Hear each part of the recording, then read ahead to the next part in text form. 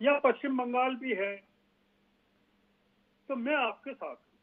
तो मुझे लगता है कि श्रवण जी आपको मेरे साथ होना चाहिए। मैं विनम्रता के पूर्वक ये कहना चाहता हूं, जब 2019 में चुनाव हुए, उड़ीसा के संदर्भ में जनता ने एक राय होकर विधानसभा के संदर्भ में अपना मत नवीन पटनायक के प्रति दिया, लेकिन जब देश के संदर्भ में बात आई तो भारतीय जनता पार्टी और नवीन पटनायक का बीजू जनता दल लगभग बराबरी पर खड़ा हो गया। ममता बनर्जी पश्चिम बंगाल में 3/4 बहुमत के साथ विधानसभा चुनाव जीतती हैं, लेकिन जब लोकसभा चुनाव थे तो भारतीय जनता पार्टी और ममता बनर्जी की पार्टी में कोई बड़ा अंतर नहीं रह गया।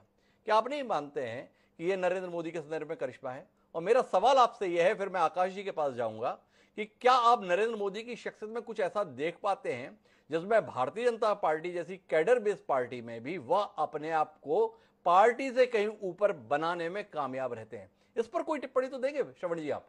जी जी बिल्कुल, उन्होंने पार्टी से अपने आप को इतना ऊपर कर लिया है जी कि पार्टी कहीं बची नहीं है। जी तो इसलिए मैं आपकी बात से सहमत हूँ जी कि उन्होंने पार्टी को अपने से काफी ऊपर कर लिया है। जी। तो पार्टी का तो कोई मतलब नहीं है ना। पर कैसे? हाँ, ये मेरा सवाल है श्रवण जी, और ये उत्तर तो आपसे ही मिल सकता है मुझे, क्या कि उन्होंने अपने आप को पार्टी से भी बड़ा करने में कामयाबी कैसे हासिल की? अब ये तो देखिए, मैं आपको क्या बताऊंगा, मैं इसके बारे में आप मेरी क्या राय मान सकते जी। हैं? मतलब कुछ तो योग्यता रही होगी कि उन्होंने अपने आप को पार्टी से ऊपर कर लिया है।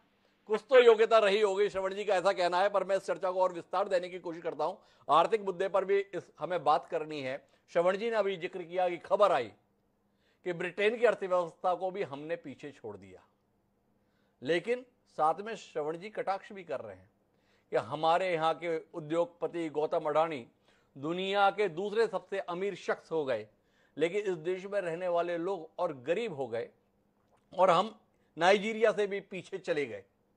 आकाश जी थोड़ा इसमें दृष्टि दीजिए ना, कि नरेंद्र मोदी के नेतृत्व में देश आर्थिक मोर्चे पर कहां पहुंचा? अगर आर्थिक मोर्चे पर हम इतना पिट रहे हैं तो जनता सड़क पर क्यों नहीं उतर रही? क्यों विपक्षियों को वैसा समर्थन नहीं दिख रहा जैसा समर्थन अतीत में सरकार की विफलताओं के मद्देनजर मिलता था? थोड़ा दृष्टि तो दीजिए ना आकाश जी। सच कौन बोल रहा है, सत्य क्या है, जानने में दिलचस्पी है हमारी।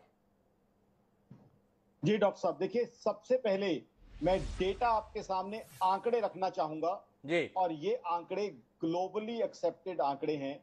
ये आकाश जिंदल या मेरी ऑर्गेनाइजेशन आकाश जिंदल .in के आंकड़े नहीं है जी। आज की तारीख में आपने सत्य की बात कही, हमारी जीडीपी ग्रोथ 13.5% जीडीपी ग्रोथ है हिंदुस्तान की, जो दुनिया में किसी भी बड़ी इकोनॉमी की नहीं। और मैं कंपैरेटिव डेटा दूंगा जी। अब आ जाती है, सबसे पहले मैं कंपैरिजन करूंगा दुनिया की सबसे पावरफुल, सबसे बड़ी, सबसे कामयाब इकोनॉमी अमेरिका, उनकी जीडीपी ग्रोथ देख लीजिए आप।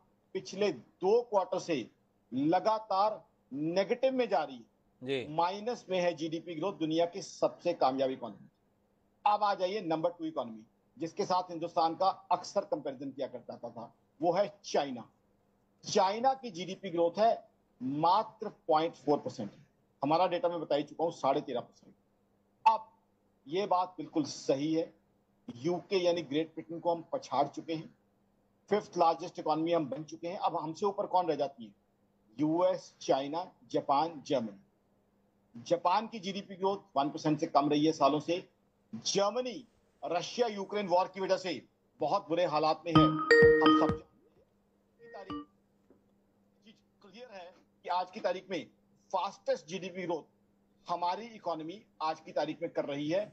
ये चीज आपके सामने है, ये मेरा अपना डेटा नहीं है। जिंदा साहब थोड़ा मैं खरी बात करने में दिलचस्पी है। जीडीपी के आंकड़े एक तरफ, इतना बताइए कि देश में जब प्रतिपक्ष की भूमिका में भारतीय जनता पार्टी थी, तो चाहे वो सुषमा स्वराज हो, चाहे विपक्ष के नेता के तौर पर नरेंद्र मोदी हो, वो बताते थे कि रुपया जब गिरता है तो केवल रुपया नहीं गिरता है, देश की इज्जत गिरती है। ये कोई नोट का टुकड़ा नहीं है, देश का सम्मान होता है। पर रुपया इस दौरान बहुत बुरी तरीके से गिर गया। आप बता रहे हैं जीडीपी बहुत बड़ी, तो देश की करेंसी क्यों गिर गई? इसके संदर्भ में आपका उत्तर चाहिए। जो सवाल सुरेंद्र राजपूत जी के द्वारा उठाया गया, जो सवाल श्रवण जी के द्वारा उठाया गया कि अगर देश में 80 करोड़ लोग